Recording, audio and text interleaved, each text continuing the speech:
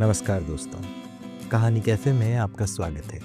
मैं हूं निशांत और मैं सुनाता हूं कुछ खट्टी मीठी कहानियाँ। मगर अपनी कॉफ़ी साथ लाइएगा क्योंकि यहाँ कॉफ़ी नहीं, कहानियाँ मिलती हैं। दोस्तों, आज आपको एक अलग सी कहानी सुनाने जा रहा हूं जिसका शीर्षक है बस 2 मिनट। उसने कॉल काटते हुए सिर्फ इतना कहा था, बस निकल रहा हूँ। रचना ने कुछ नहीं कहा क्योंकि वो जानती थी कि ये बस एक ऐसा शब्द है जो अक्सर रास्ते में कहीं रुक जाता है। शाम का वक्त था, वही रोज़ वाला। सड़क पर ट्रैफिक, हवा में धूल और फ़ोन पर बैटरी 14%। राघव गाड़ी में बैठा था।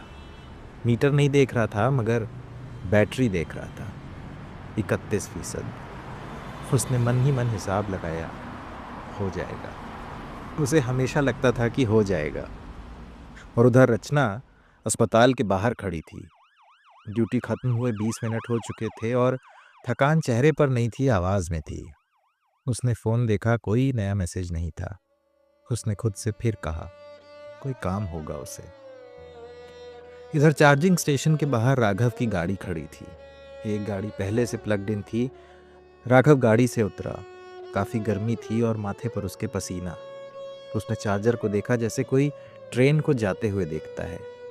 नाराज़ नहीं, बस हेल्पलेस सा। फ़ोन वाइब्रेट हुआ। हाँ, रचना का ही मैसेज था। पूछ रही थी कहाँ पहुँचे। इसने टाइप कर दिया, बस 5 मिनट, और हमेशा की तरह भेज दिया और स्क्रीन को घूरने लगा। राघव को अब याद भी नहीं था कि आखिरी बार वो 5 मिनट में कब पहुँचा था। उसे बस इतना याद था कि वो हमेशा लेट होता और रचना हमेशा खुद को समझा ही लेती। उस दिन कुछ खास नहीं था, कोई बड़ा मौका भी नहीं। बस रचना चाहती थी कि आज वो पहले आ जाए।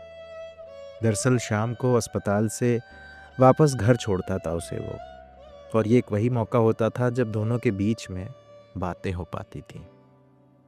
लेकिन कभी कभी इतनी सी चाहत भी ज़्यादा लगने लगती है। और इधर चार्जिंग स्टेशन के पास एक और गाड़ी आकर रुकी। ड्राइवर उतरा, फ़ोन पर बात करते हुए, बेफिक्री से हंसते हुए। स्टेशन के अटेंडेंट ने उससे पूछा भी नहीं और बस उसकी गाड़ी की बैटरी निकाली, दूसरी लगाई। बस 2 मिनट लगे होंगे। राघव देखता रह गया और गाड़ी चली गई उसके सामने से। उसे पता था यहाँ बैटरी स्वैपिंग की फैसिलिटी भी है, लेकिन कभी सोचा नहीं था। चार्जिंग सस्ती लगती थी, टाइम की कीमत भी अब तक कभी उसने महसूस नहीं की। मगर उस पल उसमें कुछ बदला। उसे लगा जैसे किसी ने उसे बता दिया हो कि दुनिया किसी और रफ्तार से भी चल सकती है और वो बस 2 मिनट में रचना तक पहुंच भी सकता है। फ़ोन फिर वाइब्रेट हुआ मगर इस बार इसने देखा नहीं। उधर रचना अस्पताल की सीढ़ियों पर बैठ गई, बैग पास में, जूते उतरे हुए, और उसने एक बार फिर से खुद से कहा, कोई बात नहीं। लेकिन आवाज़ में आज वो यकीन नहीं था। वो जानती थी आज फिर राघव देर से आएगा, कल भी और परसों भी, और यही सोच उसे डराने लगती है। उस रात दोनों ने फ़ोन पर बात नहीं की। रचना ने बस इतना कहा, मैं थक गई हूँ राघव। राघव ने बस कहा, मैं समझता हूँ, और फिर कॉल कट गई।